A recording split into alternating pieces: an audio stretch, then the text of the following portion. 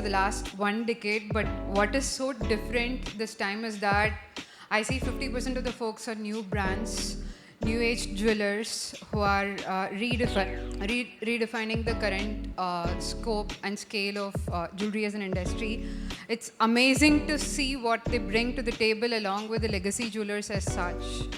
The power of platform, right? For me, the platform is this, where all jewelers, brands get together, and the power are the people who are actually building and redefining this 94 billion market, right?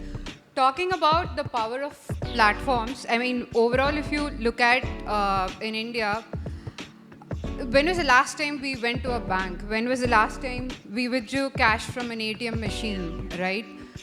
I don't remember the last time I did. I'm sure you also don't remember.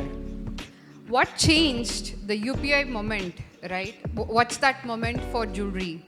That's exactly what we are today in terms of behavior shifts, market shifts that are happening very rapidly, and how do we stay relevant? How do we build the ecosystem in a more relevant way? That's typically what we're doing at Eterns. I am building a marketplace for jewelry and watches, and we are redefining how consumers and brands discover, shop, and build for this segment overall. If you look at it, like absolutely in the last few panels where we sort of discussed how jewelry has become more of a lifestyle. Occasion is every day for us, especially for women. The moment we step out of the house, we want to look good. We want to express ourselves with jewelry that sort of expresses us in a better way. We change jewelry on a daily basis. So that's the typical lifestyle change that we are talking about. It's not anymore for one specific occasion as such. For the everyday, how are jewelers building, how are brands building, how are consumers buying those? That's the behavioral shift that we are talking about. And when you look at it, like on our platform, we're already seeing monthly repeats. Consumers are buying very often. But 10 years back, we used to sort of buy, let's say, a ring for an anniversary or a pendant for a birthday or a necklace for some specific occasion as such. But today, we are seeing jewelry being bought on a weekly basis, monthly basis as such, right? And the way we discover has also changed quite a bit. Earlier, it used to be that, hey, I want to buy this, so I'll go to the stores, I'll explore, and I'll typically buy.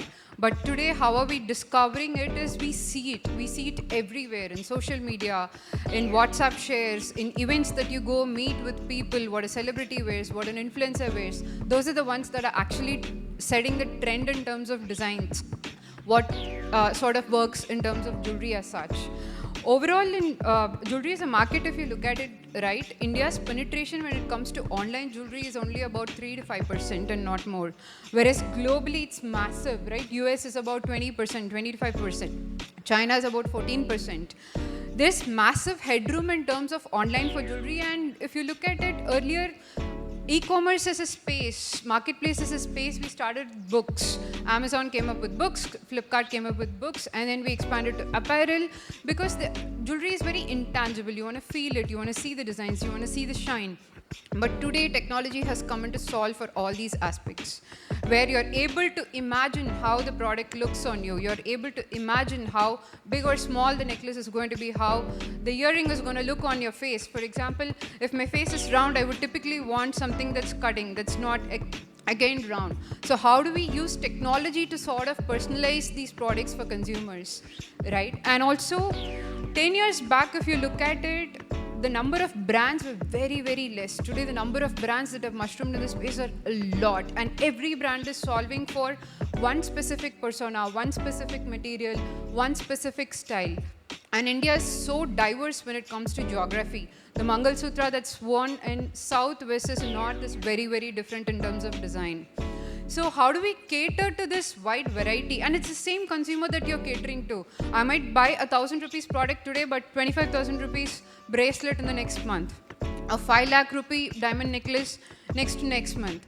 So as a woman, if you look at our closet, we buy in various price points, various styles, various materials. Demi-fine as a segment is growing today. Lab-grown as a segment is growing today.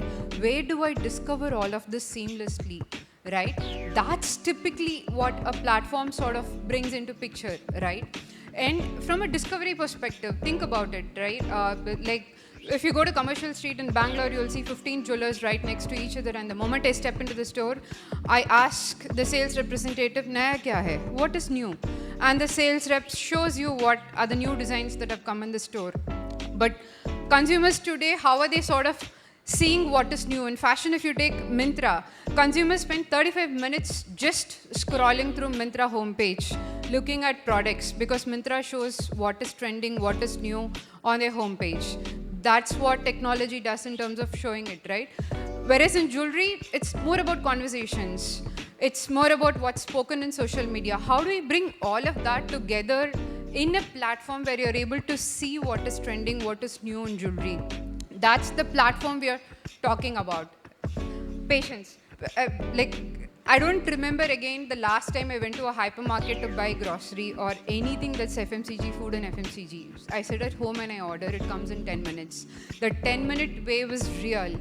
If there's a birthday party in the evening and I want to gift jewelry to my friend or friend's kid, then I typically want the jewelry in like 2 hours, 3 hours maximum, right?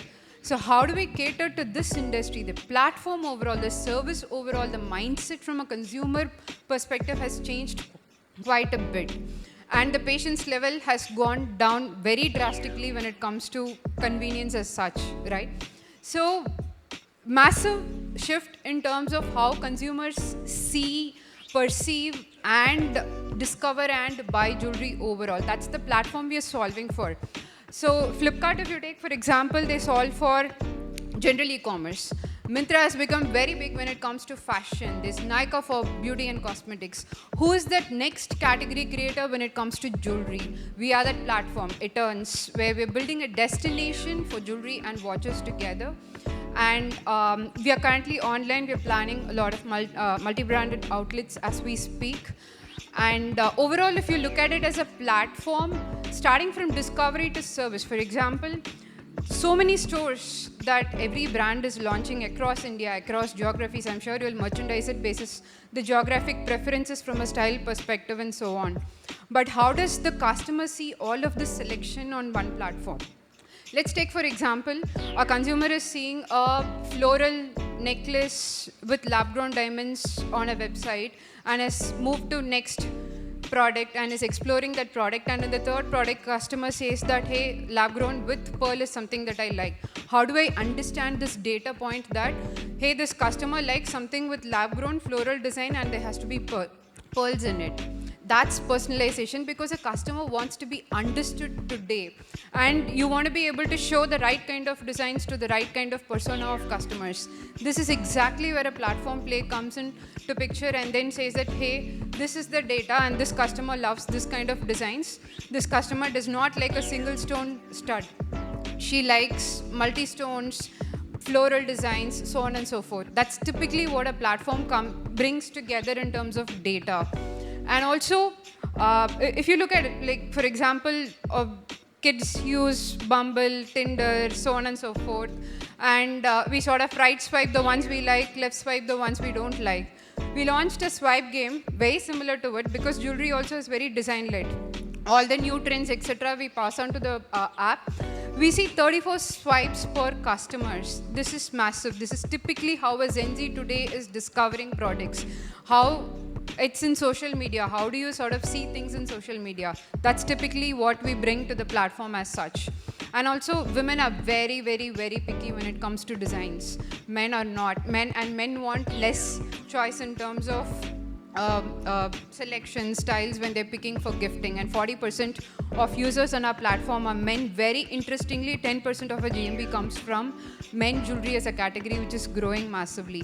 So for men, how do we give a different experience? They want to see only 5 to 10 designs and then be done with it in terms of picking the right product, and they want to feel proud that I picked the right gift. How does this happen? How does this emotion of, hey, I picked the right product for the right person and the person is happy, right? It comes with showing relevant design, relevant product, relevant price point. This is exactly where a platform understands a consumer end to end, from a life stage perspective, from a behavior perspective, and so on. So overall, Eterns as a platform We want to be the largest destination when it comes to jewelry discovery, watches discovery, and shopping experience. And let's build it together. And this is a great platform, amazing platform that Julex has started to bring all of us together and then redefine the industry as such. Thank you.